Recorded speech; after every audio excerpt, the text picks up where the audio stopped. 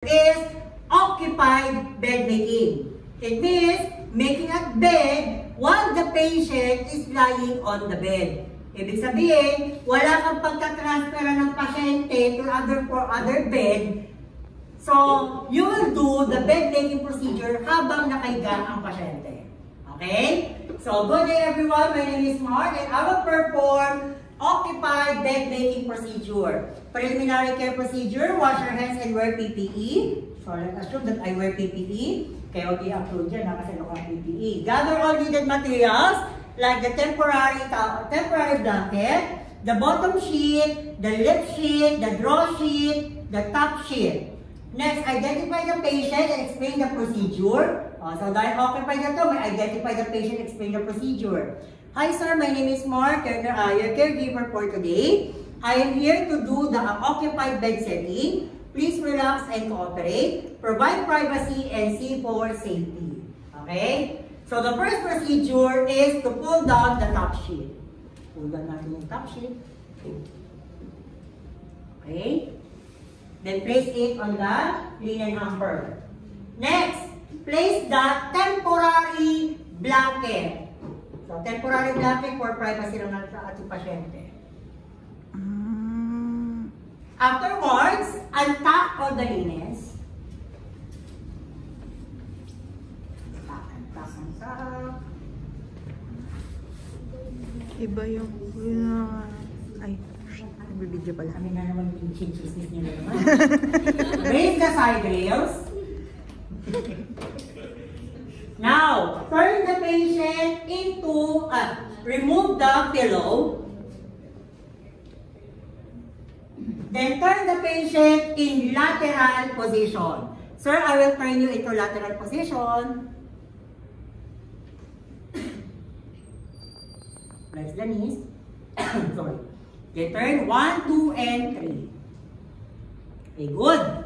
Now, roll the soiled lip sheet towards the patient. Sorry. Roll. Roll the soiled draw sheet towards the patient. Pag sinabing soiled, madumihan. Soiled. Yes. O dirty, wala problema. Roll the dirty bottom sheet towards the patient.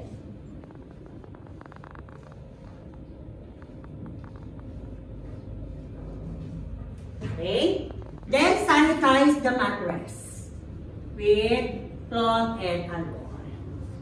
Change gloves. Tuwing hahawak ka ng madumi, tumalinis, change gloves. Tumalinis, tumadumi, change gloves. Okay? Change gloves na, di ba? Nasanitize ko na. First, place the new or clean bottom sheet.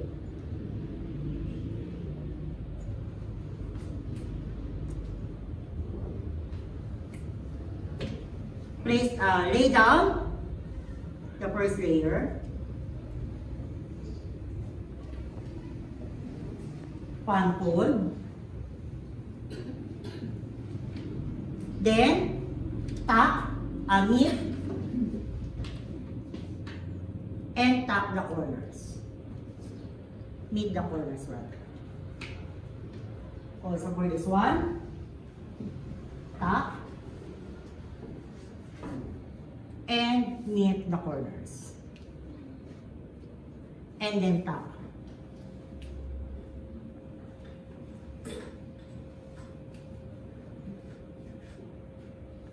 Then remove the wrinkles.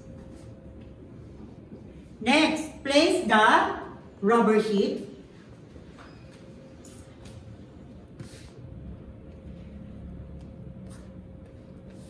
Next, place the lip sheet. So, mas madali na to kasi di ba may pasyente na. So, nakikita mo na kung gaano kataas, tama? Lip sheet.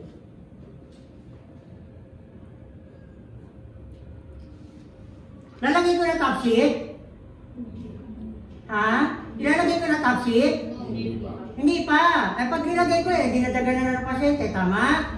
Now, turn the patient now into supine position. Sir, I will now turn you into supine position. 1, 2, and 3.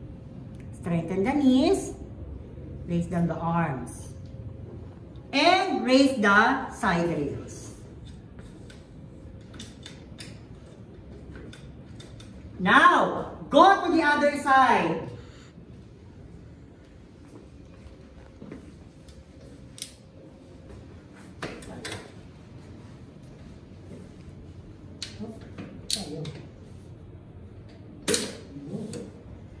Turn now the patient to the other side. Sir, I will now turn you again to the other side. Raise the arms.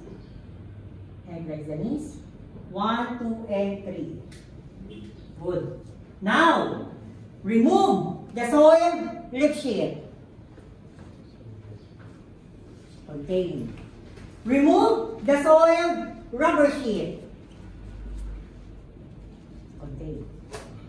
And remove the soiled bottom sheet.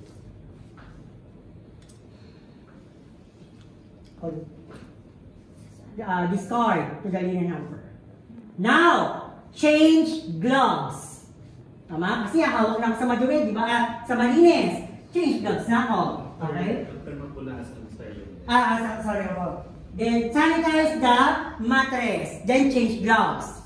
Okay. Now, pull the bottom sheet.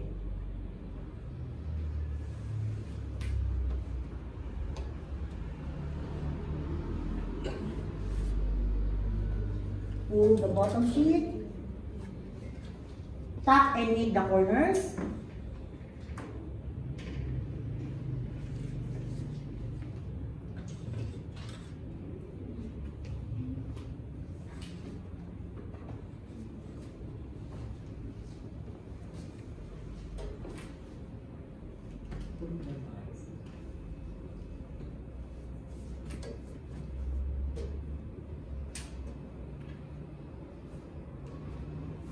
And then tuck.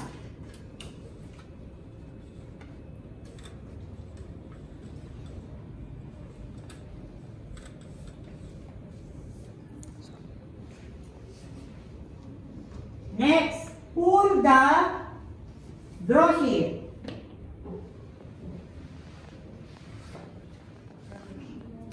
Rubber draw sheet, same lang din. Next, pull the lip sheet.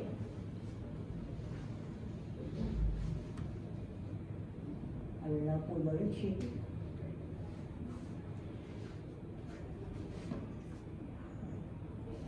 Okay, so okay na tayo. Bottom sheet, draw sheet, and lip sheet. Now, turn the patient into supine position. Sir, I will now turn you into supine position. 1, 2, and 3. Okay, strengthen the arms of the patient. Good. Remove the temporary towel or blankets. And now, place the new top sheet.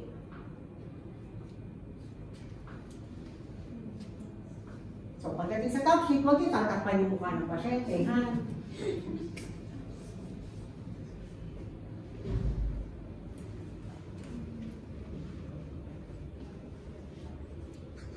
Lay down the first layer.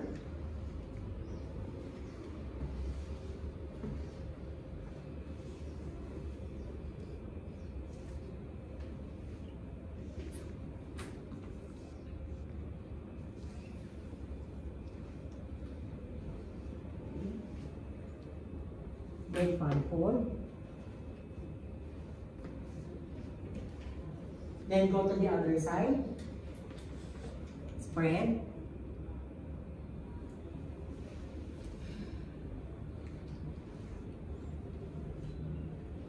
Okay. Then front fold and back fold. Front fold, back fold.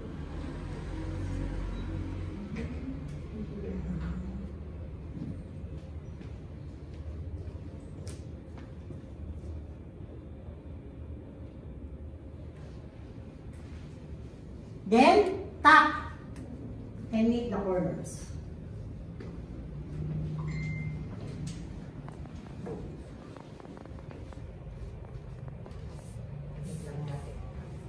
Knit nyo lang ha, pero hindi nyo itatak ha. Kasi pag tinak niyan, eh, di parang ano na to, parang Shanghai na to.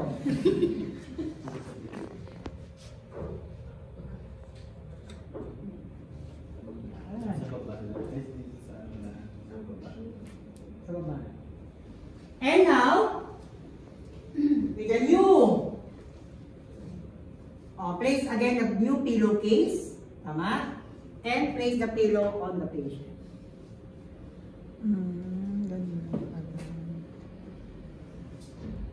Okay? And post care.